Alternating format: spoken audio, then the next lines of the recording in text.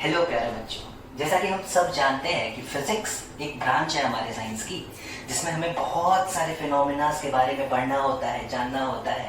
Actually science क्या है, हम यहाँ से शुरुआत करते हैं अपने आज के टॉपिक की कि आखिर साइंस क्या चीज है। तो बच्चों मैंने लिख रखा है यहाँ पे, आप देख सकते होगे। साइंस का मतलब होता है टू नो। साइंस का क्या मतलब होता है बच्चों? नॉलेज होना, टू नो किन चीजों के बारे में, हर उस इवेंट के बारे में जो आपके आसपास हो रही है। तो बच्चों बात करते हैं फिजिकल वर्ल्ड आखिर क्या होता है, व्हाट इज फिजिकल वर्ल्ड। अब आप ध्यान से देखो अपने चारों तरफ। जब आप अपने चारों तरफ देख रहे होगे बच्चों, आपको दिख रही होगी कुछ गाड़ी जो सड़क पर चल रही है, एक चांद नजर आ रहा होगा अगर आप रात को लेक्चर देख रहे हो, एक सूरज नजर आ रहा होगा अगर आप दिन में लेक्चर देख रहे हो। ऐसे बहुत से और इवेंट्स हो रहे होंगे जो आपके चारों तरफ हर समय होते ही जा रहे हैं, और इन सारे ही इवेंट्स को मिला के बनने वाला ये जो वर्ल्ड है, ये वर्ल्ड कहलाता है बच्चों फिजिकल वर्ल्ड। ये वर्ल्ड क्या कहलाएगा बच्चों? फिजिकल वर्ल्ड कहलाएगा। तो फिजिकल वर्ल्ड में हमने समझ लिया क्या होता है। सर आज का टॉपिक क्या है, आखिर आपने ये नहीं बताया। बिल्कुल बच्चों, आज का टॉपिक है यूनिट्स एंड डायमेंशन। आज का टॉपिक क्या है बच्चों? Units and dimension. और यूनिट्स और डायमेंशन पढ़ने से पहले जरूरी है जानना कि आखिर हम उनकी तरफ जा क्यों रहे हैं, आखिर हम क्यों पढ़ने वाले हैं यूनिट्स के बारे में, क्या इंपॉर्टेंस है उसकी, आखिर क्यों पढ़ना है इस चैप्टर में डायमेंशन के बारे में, क्या इंपॉर्टेंस है उन सब चीजों की। तो उससे पहले जरूरी था ये जानना कि आखिर साइंस क्या है। और हमने जान लिया है बच्चों कि साइंस का मतलब होता है नॉलेज होना चीजों की। क्या होना बच्चों? To know, to have knowledge of any particular event, है ना, ऑफ एनी पर्टिकुलर कॉन्सेप्ट। अब मेरी बात ध्यान से सुनो। फिजिकल वर्ल्ड क्या होता है? आपके चारों तरफ एक ऐसा वर्ल्ड जहां पे हर समय इनफाइनाइट नंबर ऑफ इवेंट्स होते चले जा रहे हैं। That is physical world, that is physical world. अब बात ये है कि फिजिकल वर्ल्ड में एक सिंपल सा एग्जांपल लेते हैं, मोशन ऑफ अ कार। बहुत सिंपल सा एग्जांपल है, एक कार चल रही है और मैं चाहता हूं इसकी नॉलेज हो, मैं नॉलेज पाना चाहता हूं कि अगर इस कार की स्पीड मुझे अभी पता है, इस कार ने कितने तरीके से एक्सेलरेट किया है ये मुझे अभी पता है, तो कितने समय के बाद ये कार कहां पहुंच सकती है, कहां से इसका मोशन होगा, क्या कर रही होगी ये कार, कब रुकेगी, कब चलेगी, सारी चीजों के बारे में अगर मुझे जानना है तो उसके लिए मुझे जानना होगा फिजिकल क्वांटिटीज के बारे में, बहुत ढंग से समझना होगा। तो व्हाट आर फिजिकल क्वांटिटीज, यहां से हमारे लेक्चर में एक खूबसूरती पकड़ना शुरू करेगा हमारा लेक्चर कि आखिर क्या होती है फिजिकल क्वांटिटीज। तो आप सब देख सकते हो, बहुत ही सिंपल सी डेफिनेशन मैंने दे रखी है। all those quantities with the help of which any event or a concept can be expressed in form of mathematical equation. Any event or concept can be expressed in form of a mathematical expression and hence can be easily understood is called physical quantities. Sir फिर से एक बार बताओ क्या बोला आपने? मैंने कहा all those physical quantities are all those quantities with the help of which any event or concept can be expressed in the form of mathematical expression and hence can be easily understood. मेरी बात ध्यान से समझो।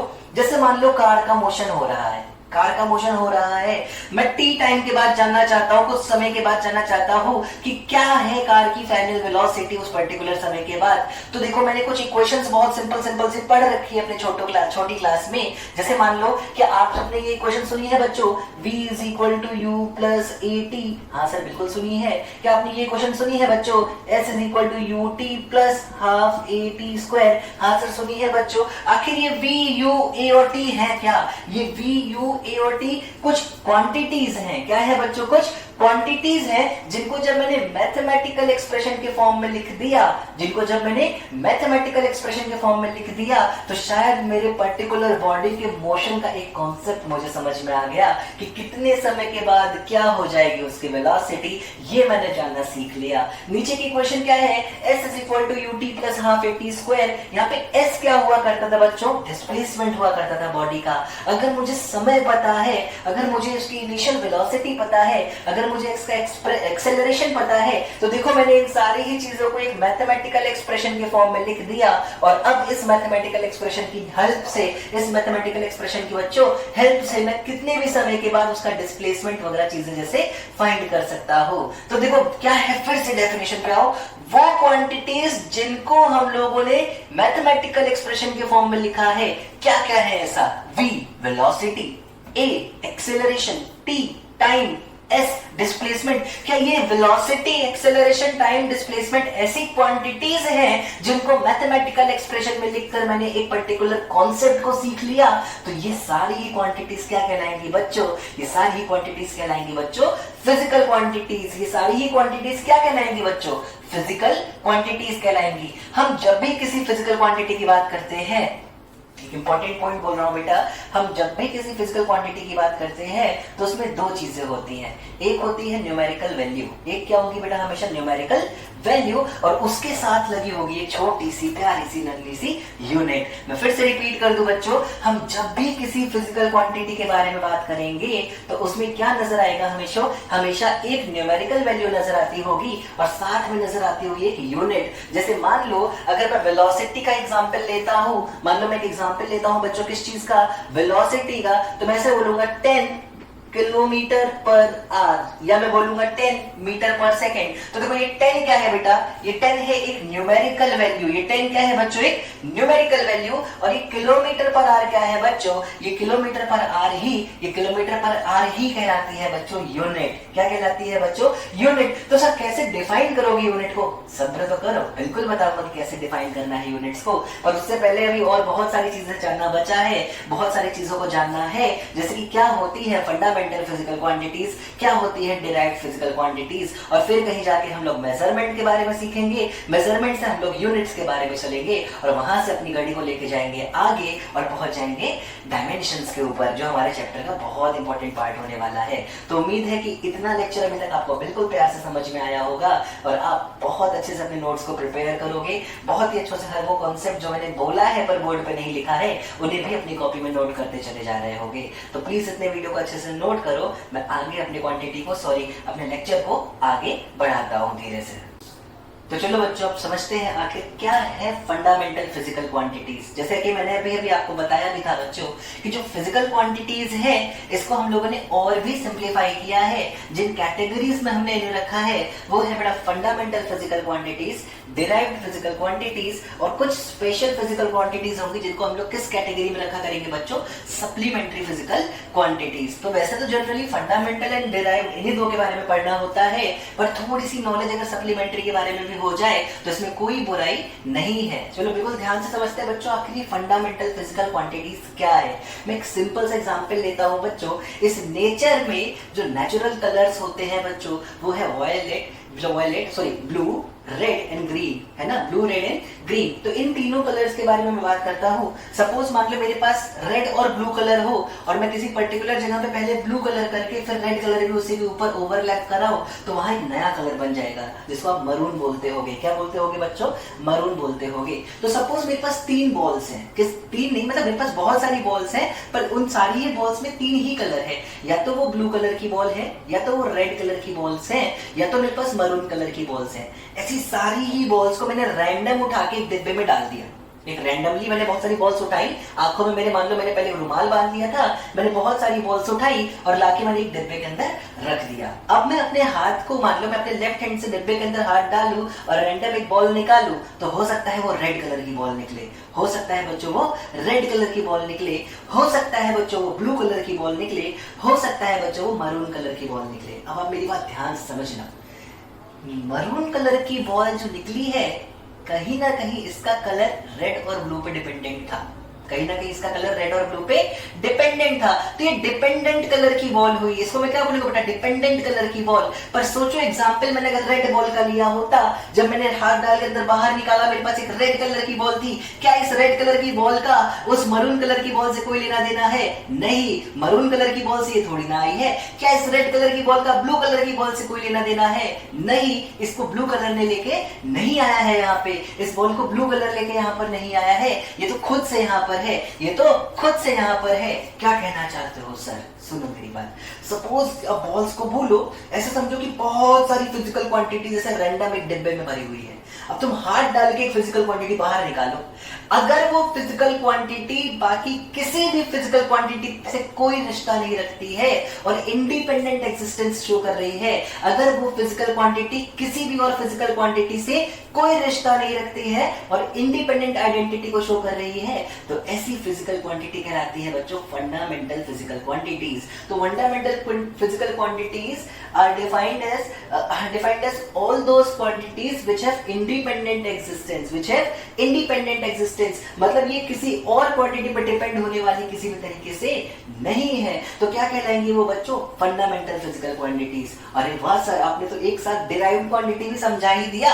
हाँ बिल्कुल सही बात है। तो आखिर क्या होती होंगी डिराइव्ड फिजिकल क्वांटिटीज? बच्चों ऐसी फिजिकल क्वांटिटीज जो बाकी फंडामेंटल फिजिकल क्वांटिटीज की वजह से है, या बाकी फिजिकल क्वांटिटीज बाकी फंडामेंटल क्वांटिटीज पर डिपेंड कर रही है अपनी एग्जिस्टेंस के लिए, वो फिजिकल क्वांटिटीज कहलाने लगेंगी बच्चों डिराइव्ड फिजिकल क्वांटिटीज। फिलहाल डिराइव्ड फिजिकल क्वांटिटीज पर आने में मुझे कुछ वक्त लगेगा। मैंने एक एग्जांपल लिया है तुम्हारे सामने तुमको समझाने के लिए। मैंने अपने मार्कर से सिर्फ रेड कलर की कुछ बॉल्स बनाई, सिर्फ ब्लू कलर की कुछ बॉल बनाई, और कुछ बॉल्स में मैंने रेड और ब्लू दोनों को मिक्स किया। तो ये जो ब्राउन कलर की बॉल्स, या फिर आपको मान लेते हैं मरून नजर आ रहा होगा, ये ब्राउन या मरून जिस भी कलर की बॉल्स है, ये कहीं ना कहीं डिपेंडेंट बॉल है, बल्कि रेड और ब्लू कलर की जो बॉल्स है बच्चों पूरी तरीके से इंडिपेंडेंट है, वो पूरी तरीके से इंडिपेंडेंट है। तो रेड कलर की बॉल्स या ब्लू कलर की बॉल्स हमारी फंडामेंटल फिजिकल क्वांटिटीज हैं, बल्कि मरून कलर की बॉल या ब्राउन कलर की बॉल हमारे लिए डिराइव्ड फिजिकल क्वांटिटीज होंगी।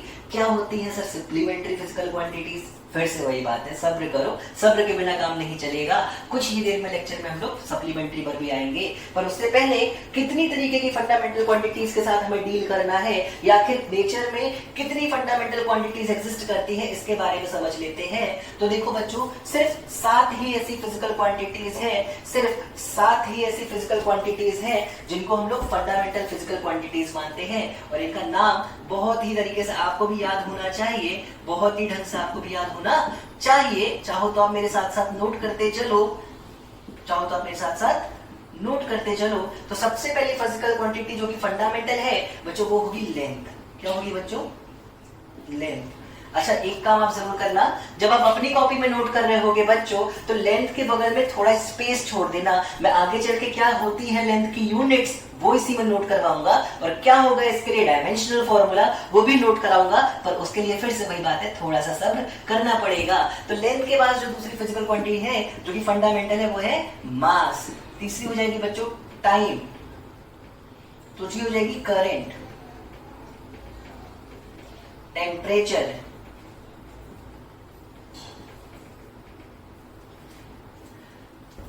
amount of substance,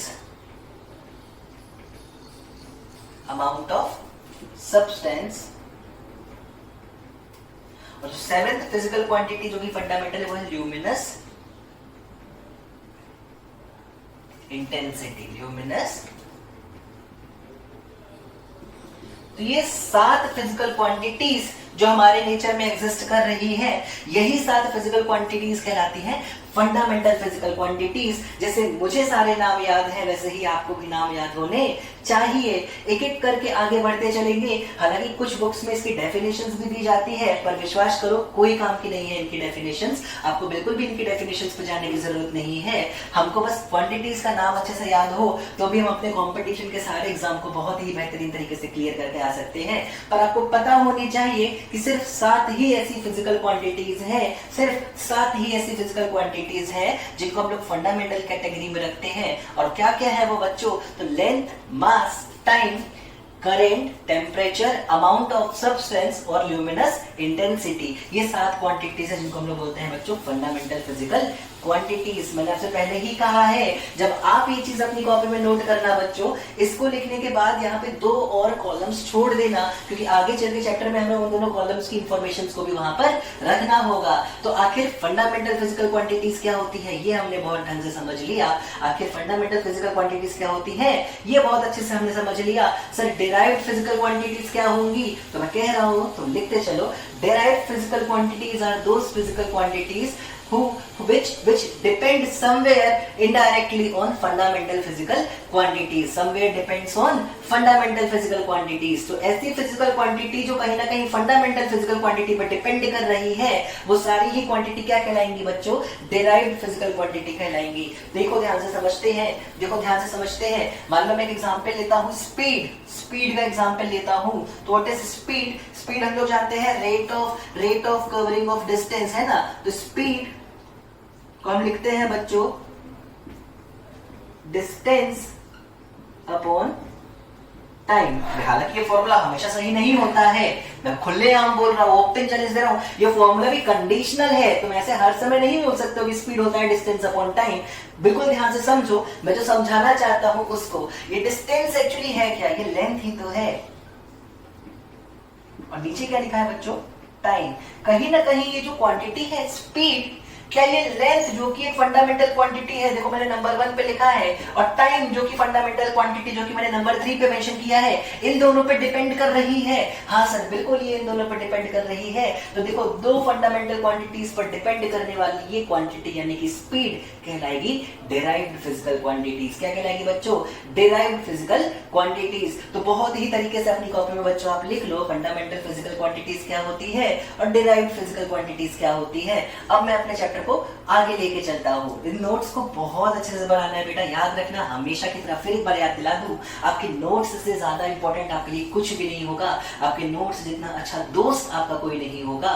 तो प्लीज नोट्स बहुत अच्छे से बनाइएगा. हर एक पॉइंट, हर एक कॉन्सेप्ट जो मैं आपको बोर्ड पे समझाता चल रहा हूँ वो जरूर आपकी कॉपी में होना चाहिए. तो इतने नोट्स को आप कवर करो. मैं आता हूँ नेक्स्ट टॉपिक. चलो बच्चों अब समझते हैं आखिर मेजरमेंट क्या होता है. देखो हम लोग ने कहां से अपने चैप्टर की शुरुआत की थी कि साइंस क्या चीज है, फिजिकल वर्ड क्या है, फिजिकल क्वांटिटीज क्या है, कितने तरीके से हमने फिजिकल क्वांटिटीज को कैरेक्टराइज किया था. और अब हम लोग चैप्टर में आगे बढ़ चुके हैं बच्चों मेजरमेंट की तरफ. तो आखिर क्या है ये मेजरमेंट? अब आप ध्यान से एक एग्जांपल देखो. जब आप सब्जी लेने कभी मार्केट में जाते हो, जब आप सब्जी लेने के लिए किसी मार्केट में जाते हो और अगर आपने देखा होगा उसके पास तराजू होता है, तो वो क्या करता है, एक तरफ 1 kg का एक पर्टिकुलर मतलब बटकरा रख देता है. हम लोग बटकरा बोलते हैं, आप उसको कुछ भी बोल सकते होगे.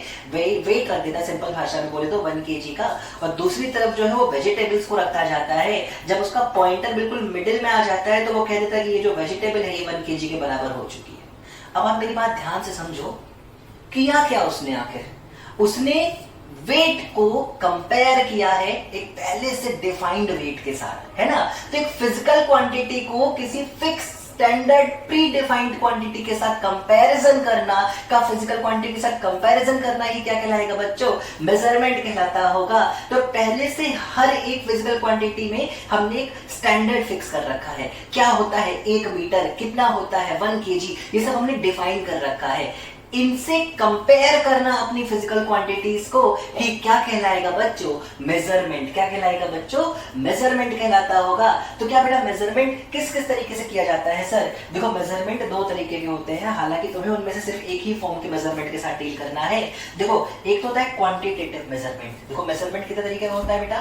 क्वांटिटेटिव.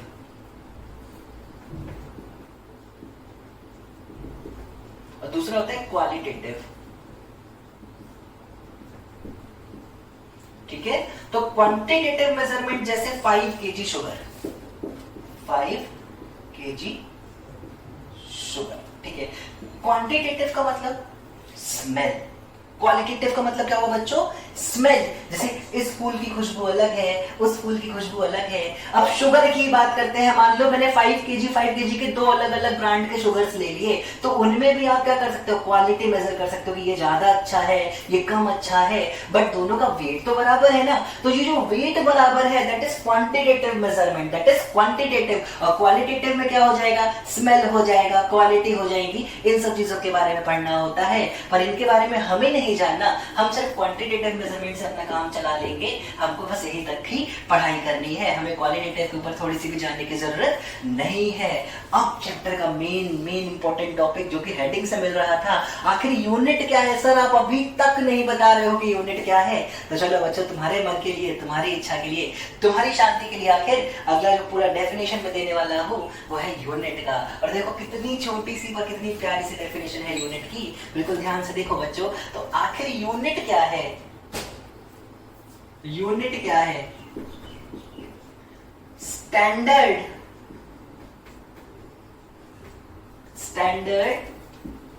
यूज्ड फॉर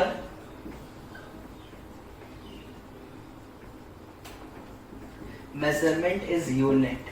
ओहो सर, क्या इतनी सी डेफिनेशन है? हाँ बच्चों, इतनी छोटी सी डेफिनेशन है यूनिट की। तो क्या है यूनिट? जब आपने मेजरमेंट किया तो आपने किस चीज का मेजरमेंट किया? वेट का। किस टर्म्स में किया? केजी के टर्म्स में। तो ये केजी है यूनिट। जैसे मान लो आपने लेंथ मेजर किया, आपने किलोमीटर्स में किया, तो ये किलोमीटर क्या है? किलोमीटर है यूनिट। ये मीटर क्या है? फीट क्या है? पाउंड क्या है? ये सब, ये वेट में जो हमारे पाउंड्स आता है, ये सब कुछ क्या है बच्चों? ये सब यूनिट्स हैं। तो इन यूनिट्स के बारे में ही नहीं पता होगा तो कंपेयर कैसे करोगे?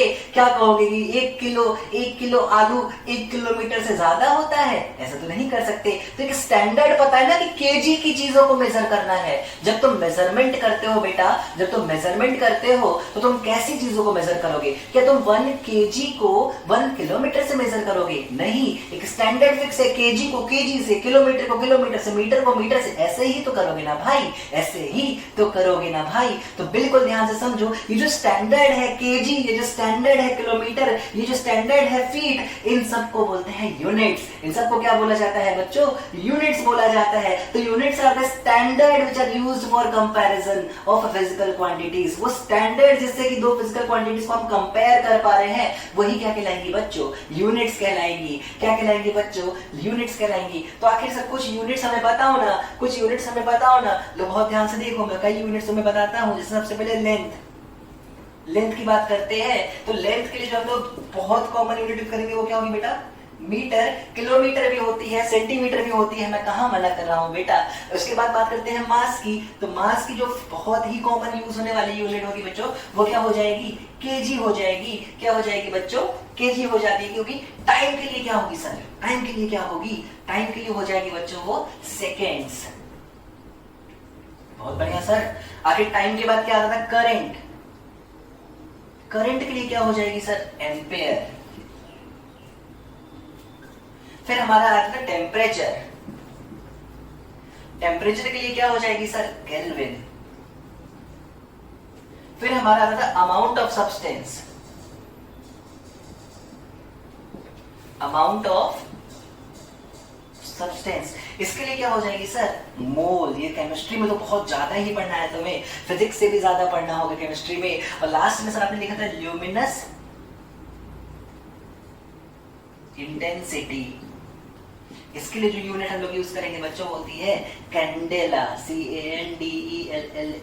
जैसे मान लो किसी के घर में मान लो रामू से बोला जाए कि रामू वो जो मोमबत्ती है उसको इधर लेके आ, तो क्या बोलोगे? रामू कैंडेला। तो वही कैंडेला की बात हो रही है। ल्यूमिनस इंटेंसिटी की यूनिट होती है बेटा कैंडेला। तो बहुत ध्यान से देखो, ये कुछ फंडामेंटल फिजिकल क्वांटिटीज हैं और उनके लिए क्या यूनिट्स का यूज किया जा रहा है वो मैंने यहाँ पे लिखा है। आप कहाँ नोट करोगे ये? अरे हाँ बच्चों, शाबाश, समझ तो गए तुम लोग। जहां मैंने तुमसे कहा था ना फंडामेंटल के बगल में 2 कॉलम्स छोड़ने हैं, तो फंडामेंटल क्वांटिटीज के बगल में आप हेडिंग लिखो यूनिट और सारी यूनिट्स नोट करो।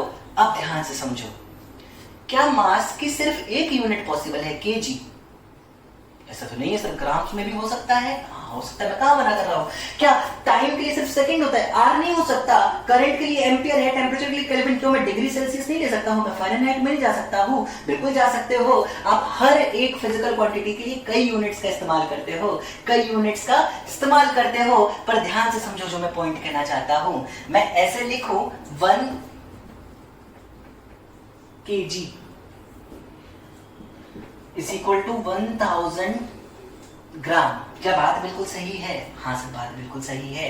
क्या इसको मैं फिजिकल क्वांटिटीज बोलूंगा? इसको एक फिजिकल क्वांटिटी बोलूंगा? मैंने कहा था एक पर्टिकुलर क्वांटिटी फिजिकल क्वांटिटी तब कहलाएगी जब वो इस फॉर्म में होती है। ध्यान से देखो, इस फॉर्म में होती है, NU के फॉर्म में। N होती है न्यूमेरिकल वैल्यू, ये होती है एक यूनिट। देखो ध्यान से, क्या यहाँ पे 1 को मैं N1 लिख सकता हूँ और kg को U1 लिख सकता हूँ? हाँ। क्या मैं 1000 को N2 बोल सकता हूँ, ग्राम को U2 बोल सकता हूँ? हाँ। और देखो देखो ध्यान से, ये दोनों ही चीजें बिल्कुल बराबर होती है। तो एक फिजिकल क्वांटिटी की बहुत सारी यूनिट्स हो सकती है। क्या है वो पॉइंट जो सर आप कहना चाह रहे हो, सुनो ध्यान से। एक फिजिकल क्वांटिटी की बहुत सारी यूनिट्स हो सकती है। हर यूनिट में एक अलग मैग्नीट्यूड हो सकता है अगर मुझे रिलेट करना है तो। पर अगर मैं अलग अलग यूनिट्स को आपस में रिलेट करना चाहता हूं तो याद रखना n1u1 हमेशा और हमेशा n2u2 के बराबर होता होगा। मतलब n1 into u1 n2 into u2 के बराबर होगी। सर क्यों बार बार इसमें जोर दे रहे हो, सीखो ध्यान से। यूनिट होगी जितनी बड़ी, क्या बड़ा है बच्चों, किलोग्राम बड़ा है कि ग्राम, sir kilogram.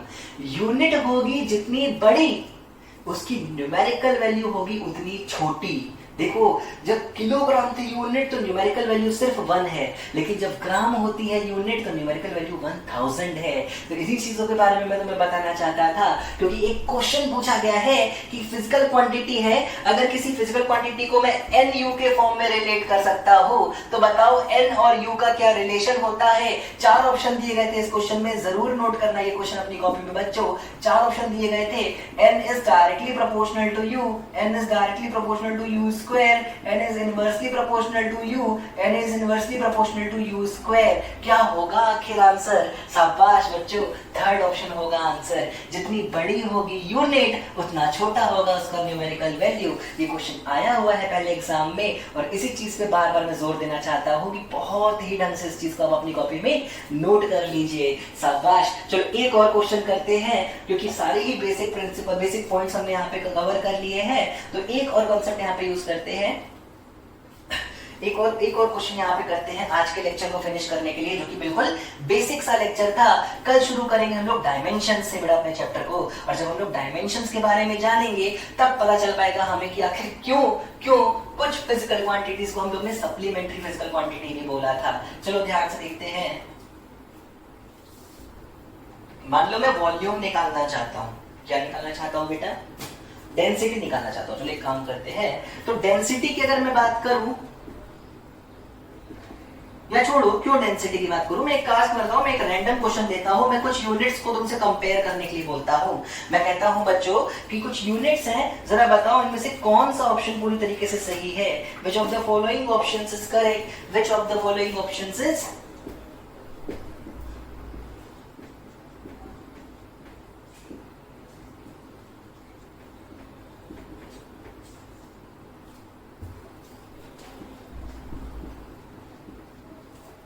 which of the following options is या are correct। चलो देखो ध्यान से। पहला ऑप्शन है बच्चों कि kg is smaller than ग्राम, मतलब 1 kg is less than 1 ग्राम, ये लिखा हुआ है, ध्यान से समझना। सेकंड ऑप्शन है बच्चों kg per metre cube, 1 kg per metre cube is smaller than 1 gram per centimetre cube. चलो भाई बहुत बढ़िया सर। तीसरा ऑप्शन क्या है? तीसरा ऑप्शन है सेंटीमीटर, यानी कि 1 centimetre is greater than 1 metre. और चौथा ऑप्शन है none of these expression are correct। चलो भाई बताओ क्या होगा इसका आंसर, क्या होगा? ओहो, हम लोग ने फर्स्ट ऑप्शन और थर्ड ऑप्शन को तो सर देखते ही पकड़ लिया है कि ये दोनों तो बच्चों गलत ही है। सर 1 kg 1 ग्राम से छोटा थोड़ी होता है, और 1 सेंटीमीटर 1 मीटर से बड़ा नहीं हो सकता। प्रॉब्लम बस इतनी सी है कि एक बात पता चल जाए कि हमारी सेकंड एक्सप्रेशन जो आपने दे रखा है, सेकंड ऑप्शन जो दे रखा है, क्या वो भी गलत है, तो हम तुरंत बता देंगे आंसर नन ऑफ दीज है। तो चेक करते हैं 1 किलोग्राम पर मीटर क्यूब को। देखो ध्यान से, क्या मैं लिख सकता हूँ 1 किलोग्राम पर मीटर क्यूब को मैं ऐसे लिख सकता हूँ 1, और किलोग्राम को लिख लूं इंटू 1000 ग्राम अपॉन, हर 1 मीटर में 100 सेंटीमीटर होता है बच्चों, तो मैं इसको 100 centimetre into 100 centimetre into 100 centimetre लिख सकता हूँ। बिल्कुल लिख सकते हो सर, आप बिल्कुल लिख सकते हो। देखो क्या मैं इसको ऐसे लिख सकता हूँ, ये हो जाएगा 1000 अपॉन 1000000 ग्राम पर सेंटीमीटर क्यूब। हाँ सर बिल्कुल सही लिखा है आपने। क्या 3 जीरो से 3 जीरो उड़ाए जा सकते हैं? बिल्कुल उड़ाए जा सकते हैं। तो क्या मैं इसको लिख सकता हूँ 1/1000 ग्राम पर सेंटीमीटर क्यूब? हाँ सर आप लिख सकते हो। और क्या मैं इसको ऐसे लिख सकता हूँ 0.001 ग्राम पर सेंटीमीटर क्यूब? ओहो भाई क्या निकल के आया है, 1 किलोग्राम पर मीटर क्यूब एक्चुअली 0.001 ग्राम पर सेंटीमीटर क्यूब के बराबर है। 1 किलोग्राम पर मीटर क्यूब एक्चुअली 0.001 ग्राम पर सेंटीमीटर क्यूब के बराबर है। तो जाहिर सी बात है 1 ग्राम पर सेंटीमीटर क्यूब, यहां पे अगर मैं 1 करना चाहूं तो मुझे इस तरफ 1000 से मल्टीप्लाई करना पड़ेगा। तो 1 gram per centimetre cube actually 1000 KG पर मीटर क्यूब के बराबर था। तो मतलब 1 केजी पर मीटर क्यूब तो 1 ग्राम पर सेंटीमीटर क्यूब से छोटा ही ना हुआ। सर सोचा तो नहीं था ये आंसर होगा, पर बच्चों क्या कर सकते हो, आंसर यही है। सेकंड ऑप्शन ही आपका सही आंसर है। तो मैं एक बार छोटा सा रिवीजन दे देता हूं आज के पूरे लेक्चर का। साइंस क्या होती है, यहां से हमने चैप्टर शुरू किया था। फिजिकल वर्ल्ड के बारे में समझा, फिजिकल क्वांटिटीज के बारे में समझा, फिजिकल क्वांटिटीज की क्या क्या कैटेगरी है, हर कैटेगरी में क्यों रखा गया है उनको, और कितने तरीके की फिजिकल क्वांटिटीज आखिर फंडामेंटल क्वांटिटीज हैं, और कितनी फिजिकल क्वांटिटीज डिराइव्ड क्वांटिटीज है, इनफाइनाइट नंबर है बेटा उनका।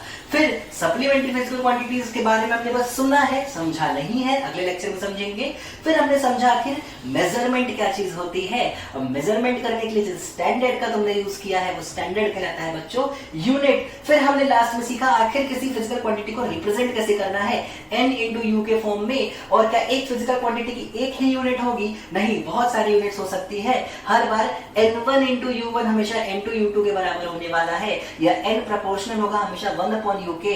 ये छोटा सा था आज का लेक्चर, ये छोटी सी थी आज की कहानी। उम्मीद है तुम सब ने एंजॉय भी किया होगा और बहुत ही बेहतरीन लेक्चर को भी अपने बना लिया होगा।